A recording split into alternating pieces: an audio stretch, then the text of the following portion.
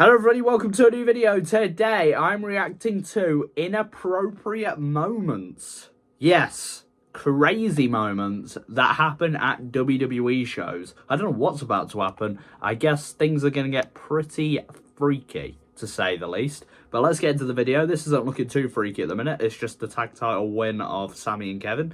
Whatever. Anyway, let's get into this video. It's by Tap Out Corner, as you can see in the corner. Ooh, right angle. Here we go. Anything can happen in WWE, but not all of it is age appropriate. appropriate. What are you doing there? Whoa.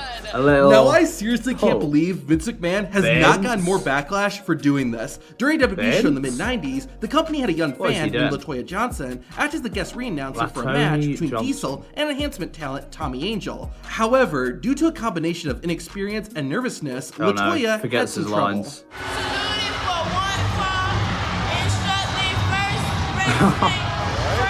Poor guy, he's got too much pressure. It wasn't good, but anyone could be sympathetic to the young fan. Poor guy. However, Vince McMahon said the this. spot like that. Tanya Johnson, hooked on phonics. In case you didn't know, Hooked on Phonics is an education program used to help children learn to read. Had social media been around when McMahon made this comment, he would have been out of WWE a lot sooner. Now you'll be glad. Really?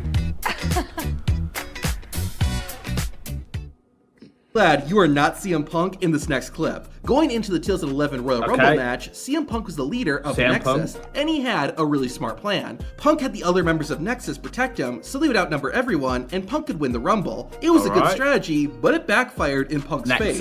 Literally. After CM Punk, the first member of Nexus to enter the Rumble was Husky Harris. Harris tried to shield his leader, but instead, Husky's butt ended up getting pressed into CM Punk's face. Oh no. Punk don't want to catch the Husky Harris's butt's right in his face. While I'm guessing you probably wouldn't want to be CM Punk, you probably wish you were this kid. On Monday Night Raw, Natalya was making her entrance and decided to take a page out of her uncle, Bret Hart's, playbook and give her glasses to a young fan. Natalya picked a girl in the crowd, but a little boy also wanted to get close to the WWE wrestler and ended up touching Natalya's chest. WWE's mission statement is to put smiles on people's faces, and Natalya put a smile on that boy's face without even realizing it. What's crazy is this is not the first time that this has happened. Almost 10 years earlier, Natalya was making her entrance when a young boy in the crowd didn't realize where he was placing his left hand, causing him to touch something he shouldn't have. Now, what's even crazier than that is what this kid did to Alexa Bliss. After a match, Nia Jax was carrying Bliss on her shoulder when a young fan slapped Alexa on her backside. Where are these kids' parents? Speaking of kids, this 16-year-old got himself permanently banned from all WWE events. In 2017, the most popular family in sports was the Ball family. To capitalize on their fame, WWE had LeVar Ball and his sons appear on Raw. The Miz hosted an in-ring interview with the basketball family, but it was cut off by the Miz's rival. Had everything gone normally, then this would have been a pretty forgettable and inoffensive moment. However, the youngest member of the Ball family, LaMelo, you cannot be saying the N-word on a PG show, and WWE ended up issuing an apology soon after. We've seen some pretty violent stuff in WWE, but what Randy Orton did in this match is the most gruesome thing ever. In 2018, Randy Orton and Jeff Hardy fought in a Hell in a Cell match. Hell was definitely the right word, because this match was absolutely brutal, and both men left the match wounded. However, the sickest moment was when Orton slid a screwdriver through Jeff Hardy's earlobe and started pulling and twisting it. It would have been one thing if this happened during the Attitude Era, but this was the PG era. How did WWE get away with showing this? Wrestlers tend to be 90% naked, so they have to be extremely careful they don't accidentally show too much. But even the pros make mistakes. In the main event of Monday Night Raw, John Cena fought Dolph Ziggler inside a steel cage. Ziggler was trying to escape, so Cena grabbed a hold of Dolph's tights to pull him back in. However, in doing so, fans accidentally saw more of Dolph Ziggler than they were expecting. Even though John Cena ultimately won the match, the show-off did live up to his name that night. However, several years later, an even worse accident happened. At the 2020 Elimination Chamber event, Daniel Bryan and Drew Gulak wrestled one-on-one. The match was a technical masterpiece, But that is not what fans were talking about. Multiple times during the match, Daniel Bryan's ring gear was yanked around, which caused his junk to accidentally be shown on live TV. I'm guessing whoever made Bryan's trunks was fired after this match. With that said, at least Daniel Bryan's ring gear stayed together. One WWE wrestler's trunks actually ripped apart during a match. In 2009 on ECW, Zack Ryder was set to take on a local wrestler named Rory Fargo. This normally would have been an easily forgettable match had one accident not happened. During the fight, Zack Ryder grabbed his opponent by the trunks, which is nothing out of the ordinary, but for whatever reason, the trunks completely ripped, causing Rory Fargo's junk to be exposed on national television. Yeah, that's not PG. I don't even think that's TV-14. I don't know. Ryder and Fargo somehow made it through the match, but it's not too surprising that WWE never had Rory wrestle again after this. Now, speaking of Zack Ryder, he was involved in another adult moment, but I think he liked this one a lot more. At Survivor Series 2017, rosters from both Raw and SmackDown went head-to-head to prove they were the better brand. In the weeks leading up to the pay-per-view, wrestlers from both shows waged an all-out war on each other. It was so bad that even the cameramen weren't safe.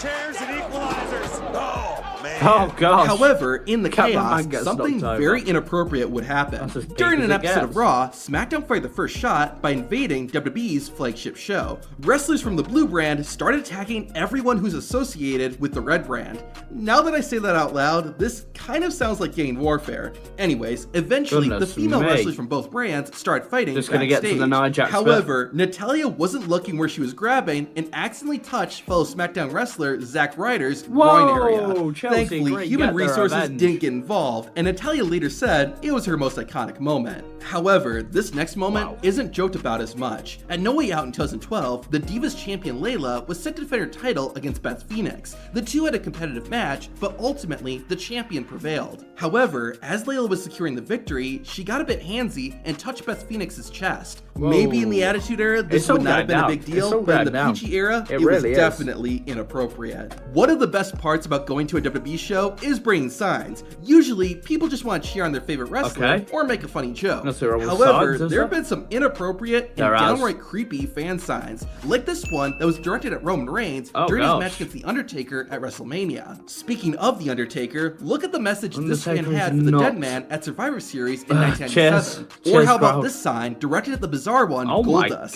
Yeesh. However, this sign that appeared on SmackDown was on another level, and in case you're wondering, that sadly is true.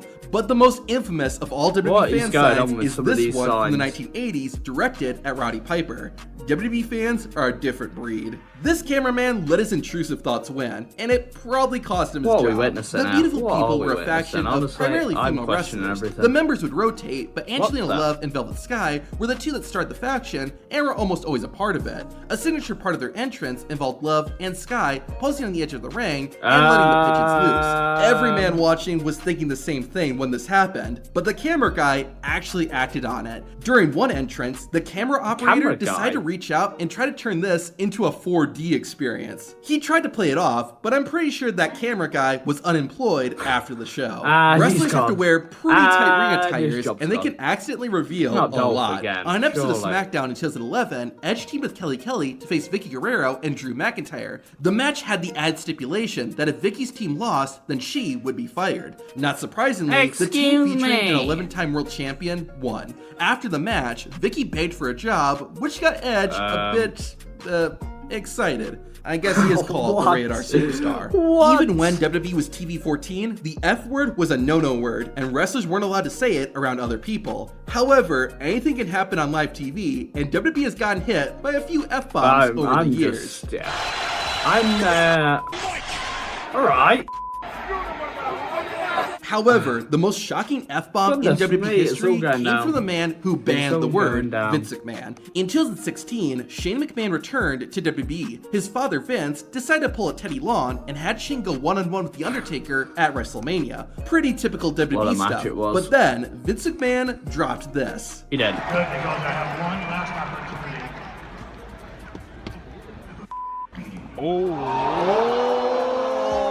That wasn't PG! Oh, and by the way, Shane McMahon definitely got that. Was that a commercial? It's kind of crazy that Triple H is now the corporate face of WWE, considering the stuff he used to do back when he was a wrestler. Triple H, what are you doing? What are you doing? Okay. Guys, it was just a character, I swear. Of course. They're awesome. Look at that. While the game did a lot of inappropriate things in his WWE career, this Triple moment Cook. is one of the worst. In 1998, Triple H's faction, D-Generation X, was feuding the Rock's group, the Nation of Domination. DX won the battle that night, so it was time to celebrate. The game spotted a female fan in the crowd and motioned for her to take her shirt off. The woman did just that and gave the Camp Kings a little more as well. Okay then. It was past. D-Generation. The most awkward part of this moment for Triple H is that he's gonna have to explain this to his 3 daughters. To find out who the children of Triple H are, and if we'll see them in WWE. Can we not, guys? Yeah, so there's pretty interesting stuff going down in the fan section, to say the least. But fair enough. I mean, don't get too freaky at WWE events, or this could end up being you in a WWE video. Okay, right, no. Anyway, guys, if you enjoyed that video, please like, subscribe. I will see you all in the next one.